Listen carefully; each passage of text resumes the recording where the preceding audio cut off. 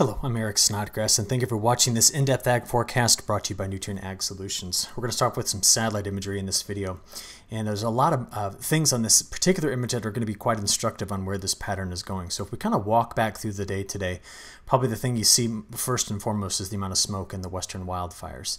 And as you look out there into those western wildfires, I'd like to point out a couple of important things. We certainly do have some deep convection, so big storms popping on the heat out here as well.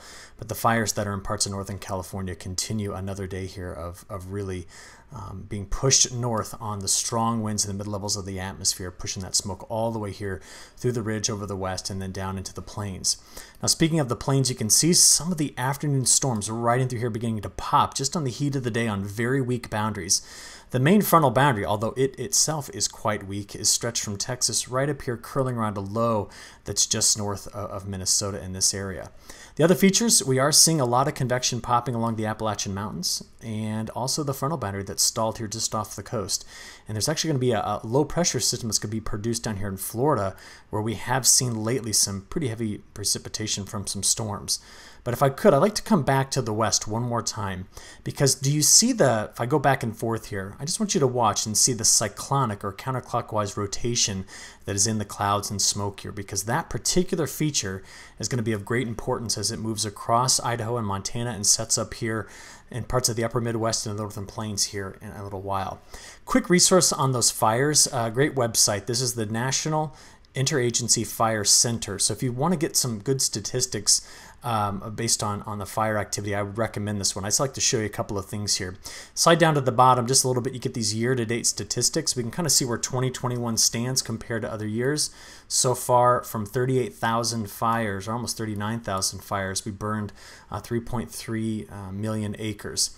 Now, compared to a year ago, that is down, but remember, it was the second half of the fire season last year that was so terrible. But when you look at all of the numbers put together, just take a look down here. I got it highlighted. Normally, at this point in the year, we would be sitting around 4 million burned acres. So we're technically below, although some of the recent fires have just been absolutely terrible in that area. So I would highly recommend checking this out. It just kind of tells you where the fires are and what the bigger statistics are. It's just a good and useful resource. NIFC.gov, that's the name of the website. Now, if we come back to that flow, take a look here. Here's the weak trough in the middle part of the country that's associated with the showers that pass through there. I'll show you in a few seconds. Here's the trough that's off the east coast and the boundary sitting right in through here on which those storms are firing. There's a larger ridge tucked away here over the Four Corners states. It's kind of shut down the southwestern monsoon. But you want to watch this one right here. In fact, not just that one, but this one and even this wave right there. All three of these short waves are going to be passing through right along the US-Canada border or into the Canadian prairie and have a major influence on the pattern moving forward. Just real quick, we do have two tropical systems that are currently right now in the Pacific, and they are moving to the east. Right now there is no threat to Hawaii, but they are moving, from the east to the west. We do need to keep an eye on them this time of year because these systems, like the next one that's forming here, remember they can make the turn and come back up and impact the southwest and get into the even the central plains of the United States. Okay, so I marked this one up quite a bit because there's a lot of activity here, and I want to show you what I'm concerned about. So we're going to go to the trough ridge pattern from the 12Z ECMWF. Now you see them 1, 2, 3, 4, and 5. And as we play this forward going into Thursday and then eventually into Friday, you now see that the second wave right in through here has now made it right over parts of Idaho and toward Wyoming. And it's going to eject into the plains. And the question is, compared to what we talked about earlier in this week, where will the best lift be timed with the right amount of moisture and therefore the storms to pop from this? We do have another wave that's moving through here, through the Canadian prairie, but I want you to watch the wave on the backside right there as well. So here we are Friday evening, getting into Saturday morning, Saturday afternoon, and evening.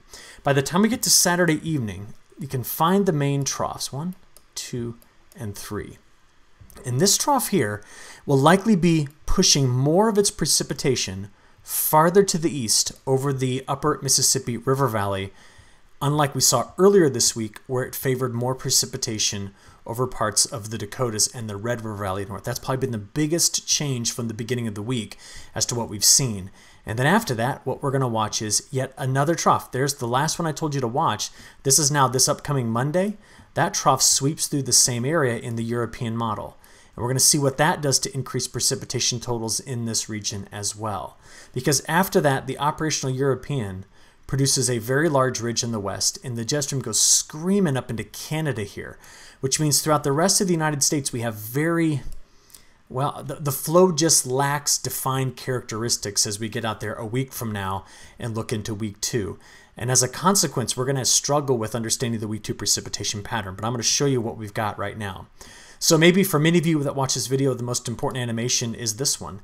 What you're going to watch here is I'm going to show you the 12Z European ensemble, giving us the probability of getting at least an inch of rain. And we're going to stop this once we get out here, how about to Monday night? Now, what we've got here is that second wave. So the lead wave was here. The second wave, you can see how the heaviest precipitation, according to the European ensemble, is targeting basically right along the Mississippi River. So eastern Minnesota, eastern half of Iowa, but the western side here of Wisconsin and northern Illinois. Now, this is an area that, of course, desperately needs the rainfall. Earlier in the week, though, this was expanded. It was a much larger area over which we thought that precipitation was coming through. Now, oops, sorry, I zoomed in there.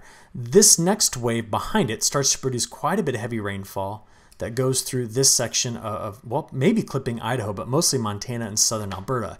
And that's the wave that reinforces this same area, such that by the time we get out to next Thursday night, this region in through here right now is given better than a 90% chance of getting an inch of rainfall. Now, just a comment about this. Remember, this is coming from thunderstorm activity. So there's actually going to be places in here that get quite a bit of rainfall out of this. But we know the nature of a thunderstorm in that it is a hyper-local event, which means that there will be places in here that do not get this. So please don't look at this and assume this entire area is going to have an inch of rain. This is a model resolution issue where it looks as though there's more rain than what's going to happen. But that gets you out there to get kind of the main picture of where this is all going. Now from here, I want to come back to the smoke and just show you this animation on where that smoke is going to go. And as we work our way into tonight, that's what we're looking at here, you can see the wave coming on because look what it does to the smoke. Pushes it out of the way, pushes it back into the Sacramento Valley here, and then the fires that eventually form in parts of Washington and Oregon, you can see them kind of pop up here at the end of this animation. We'll watch it one more time. Right into there. See that? Meanwhile, much of that smoke is still sitting over the central part of the United States, and as a result, we do have some air quality issues out for certain pockets here of the central United States. But all of this over here is red flag warning and air quality advisory, and we have excessive heat warning down here. Now, I want to quickly, just before we come back into that focused forecast, I want to show you some other stuff going on around the world, specifically coming off of Africa. This is infrared satellite imagery here, and we're watching a couple of waves. There's this bigger wave on the backside right in through here that the National Hurricane Center is watching with great interest. Out ahead of it, there is an African easterly wave producing some surface convergence and some rising motion. See it here? It's moved right into this area at the end of this animation. And because of those two areas, you can see here that according to the 2 p.m. update today, 20% chance for that system that's out ahead developing, but they've raised this one to now a 70% chance of developing. Now, what's going to be critical is the position of the subtropical high, which compared to climatology, it's a bit farther to the east than where it can sit, which sometimes it sits right over the top of Bermuda, which is at the end of that arrow.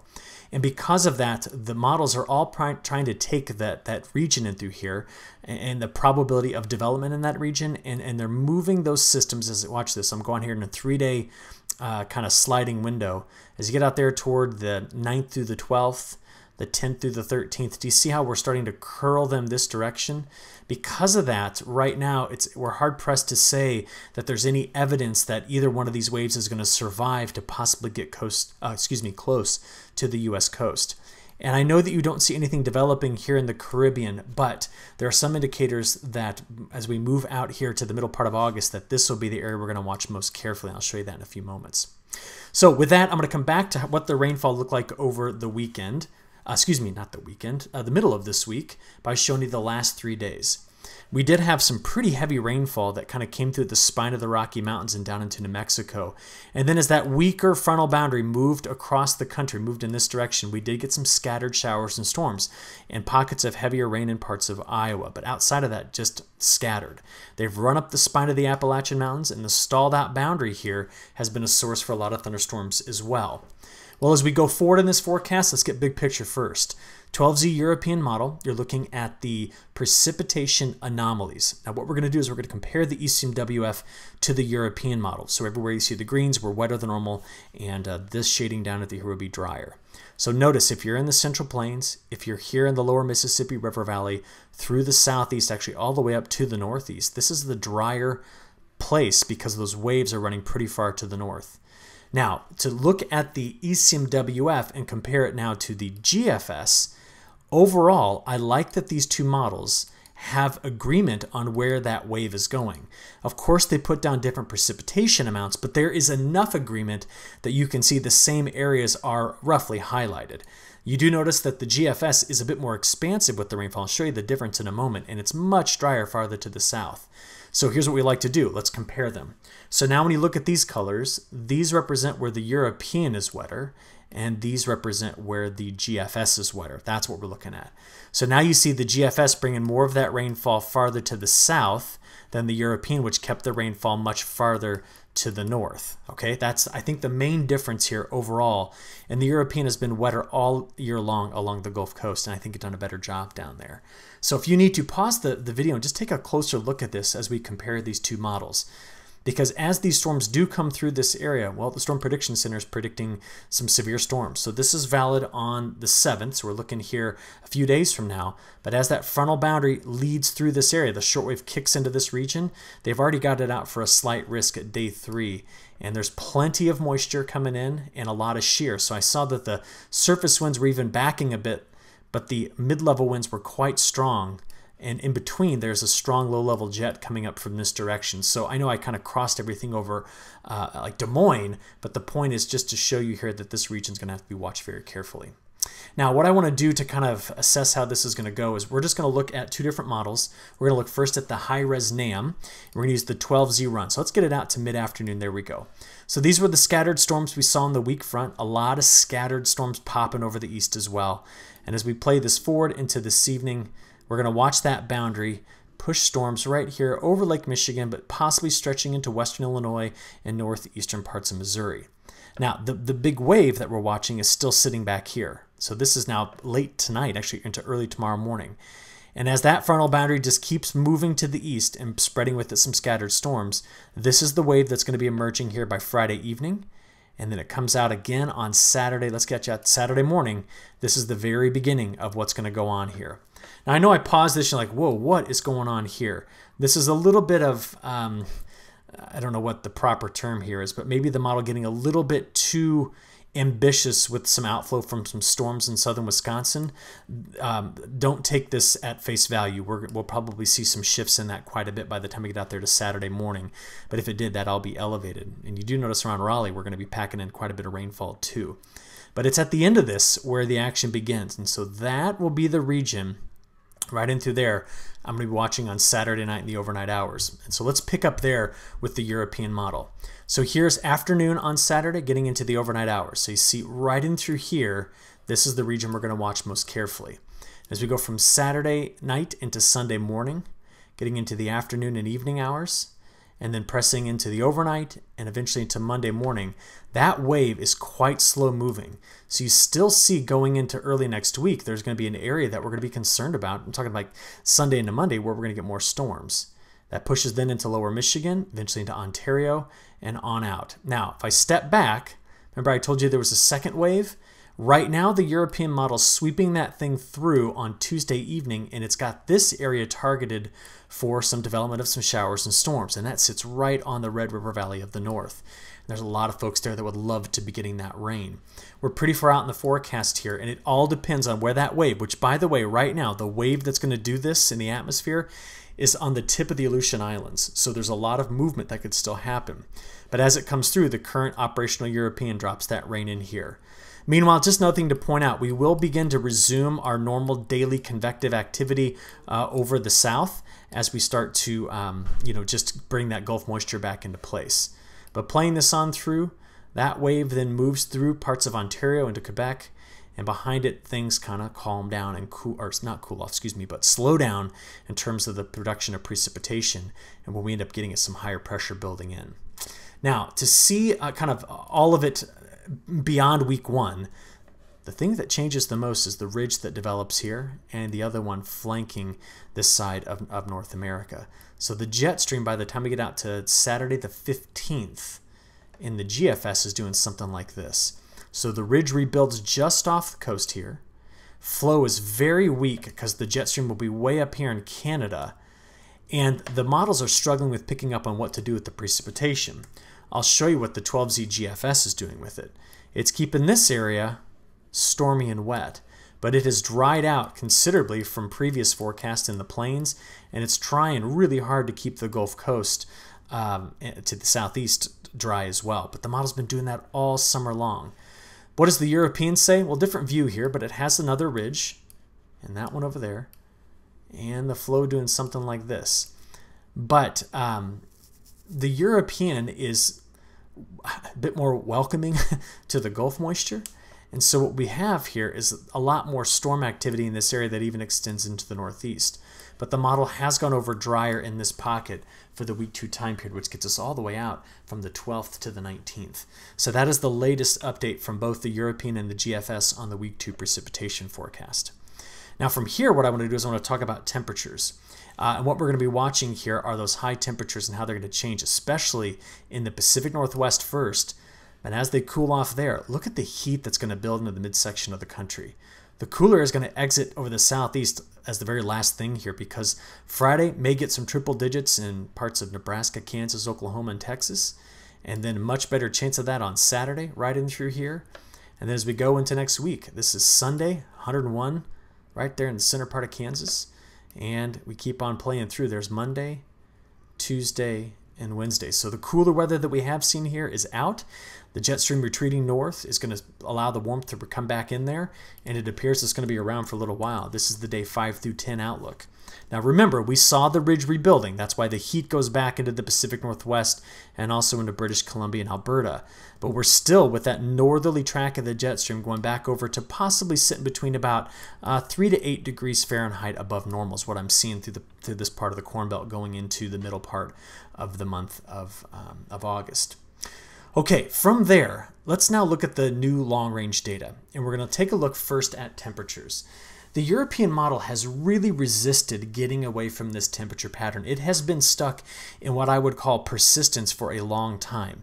And that's confusing to me given that we've seen movement in the MJO, we've seen changes in the Pacific jet stream, but it continues to want to produce above normal temperatures stretching from the northwest and then most of the Midwest, Great Lakes into the northeast. It keeps it cooler in the high plains and along the south. And the precipitation pattern, look at this. This is, again, August 10th through September 9th. The one thing that I say defines this pattern, why we see all this wetter than average conditions in through here, is that the model refuses to shut down the Gulf moisture. And as we've stated, if it does that, it's got to do something with it, so it produces a lot of storms.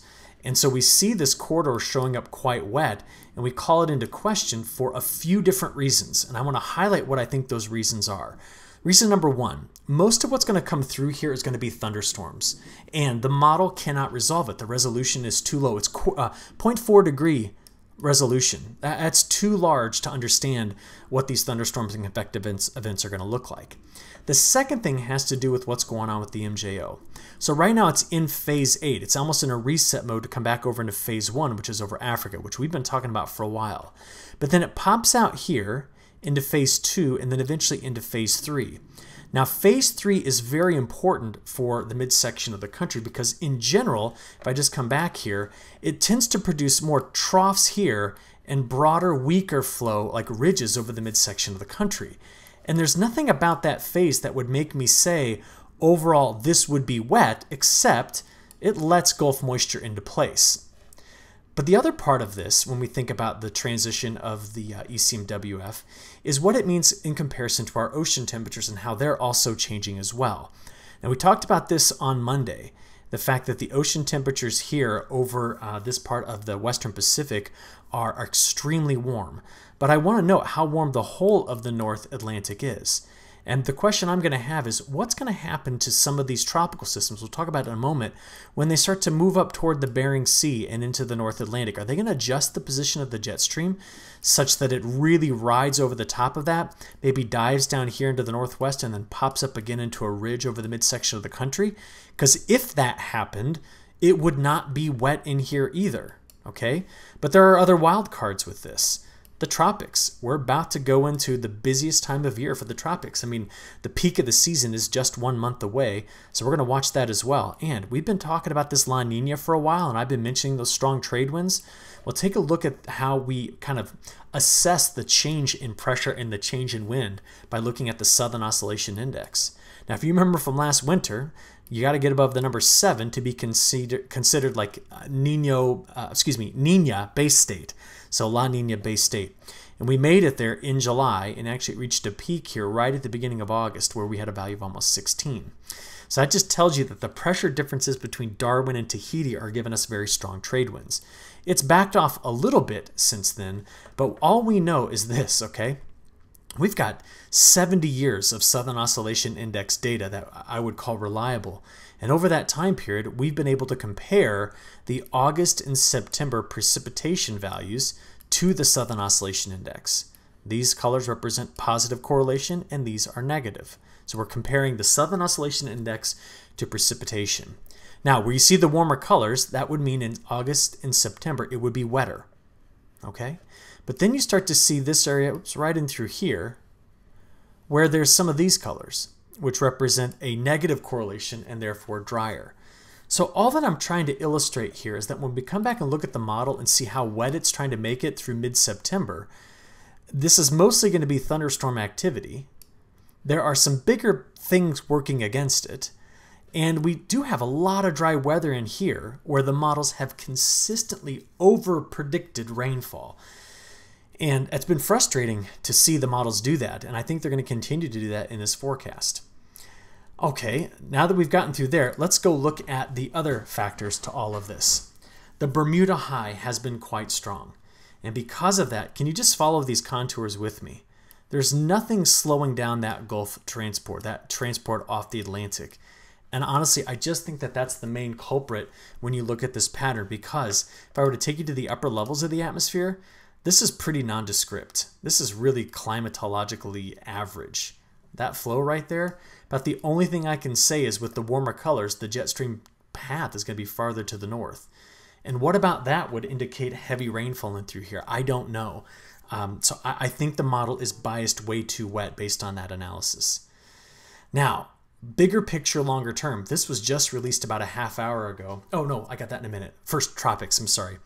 The bigger thing I want to talk about too is you see the tropical activity here and in the Eastern Pacific. These are all, these colors are basically showing us where there's some tropical development right now. And this is going to be the biggest wild card moving forward.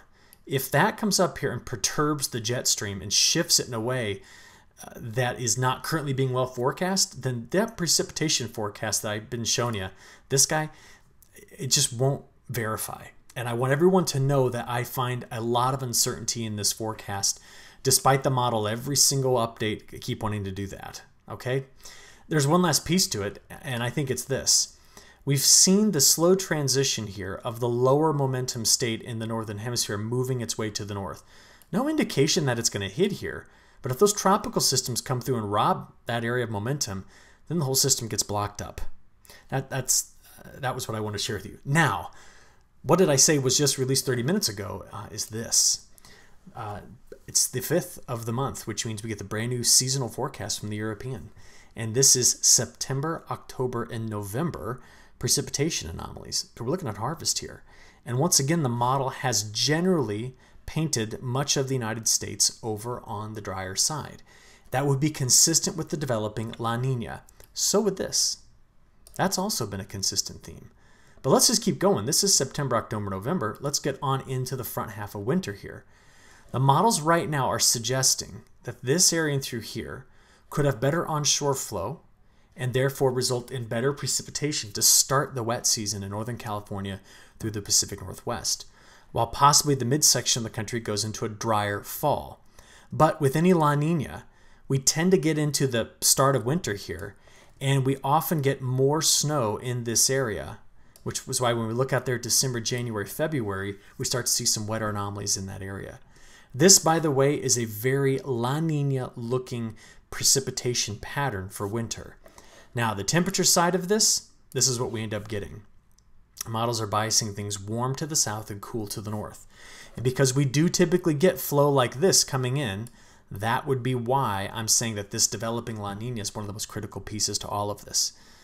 So that's what I wanted to share with you. That's what we've got. So we'll keep updating you. We'll wait for the other long-range models to come out, and we'll provide more information as it comes to us. So we'll stop there, and I appreciate your attention. I'll talk to you on Monday. Thank you.